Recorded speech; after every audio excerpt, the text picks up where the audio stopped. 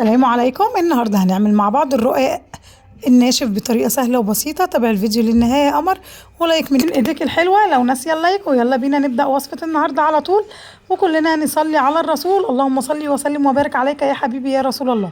معايا 5 رقاقات، وتقدري تتحكمي في عدد الرقاق زي ما انت عايزة.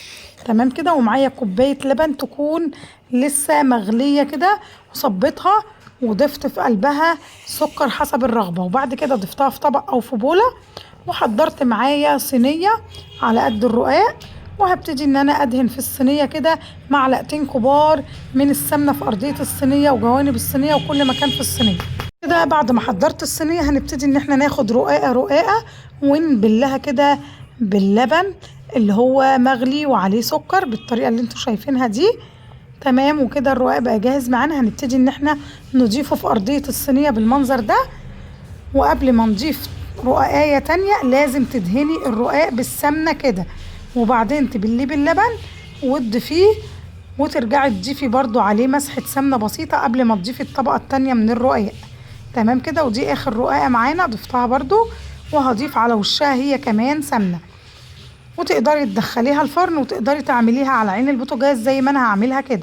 ولعت على نار هادية جدا وغطيتها كده، وهبتدي ان انا ادور الصينية دقيقتين كده ولا دقيقة، والف الصينية دقيقتين والف الصينية لغاية ما اتأكد ان الجوانب بتاعة الصينية احمرت بالطريقة اللي احنا شايفينها دي. انا هنا بختبرها لقيت الجوانب ما شاء الله محمرة. وهنا بقى معلقتين السمنة اللي احنا ضايفينهم في ارضية الصينية مش هيخلوا بقى الرقاق يلزق معاكي في ارضية الصينية ولا حاجة، وتطلع معاكي تحفة. لقيتها احمرت، هبتدي ان انا اقلبها وارجعها تاني تحمر على الناحية التانية.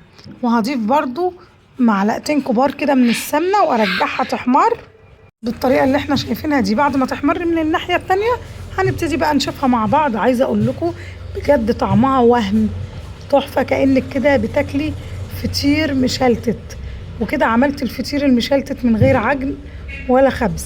وفي النهاية خالص بنضيف كوباية من اللبن كده وهي سخنة، واللبن برضو يكون سخن، وتغطي عليها لغاية ما تتأكدي ان هي شربت اللبن. وما شاء الله عملتي فطيرة مشلتتة تحفة.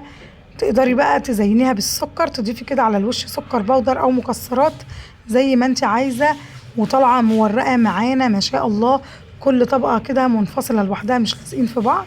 طالعة بجد في منتهى الجمال. لو حد اكلها عندك مش هيصدق ان ده كان رقاق وانت عملتيه فطير. بجد تحفة. جربيه يا قمر هيعجبك قوي. وخصوصا بقى ان الرقاق متوفر اليومين دول، لان احنا خارجين من العيد الكبير وعندنا كمية رقاق مش عارفين هنعمل بيها ايه. فبجد جربوها هتعجبكم قوي. ما تنسوش اللايك والشير. سلام عليكم.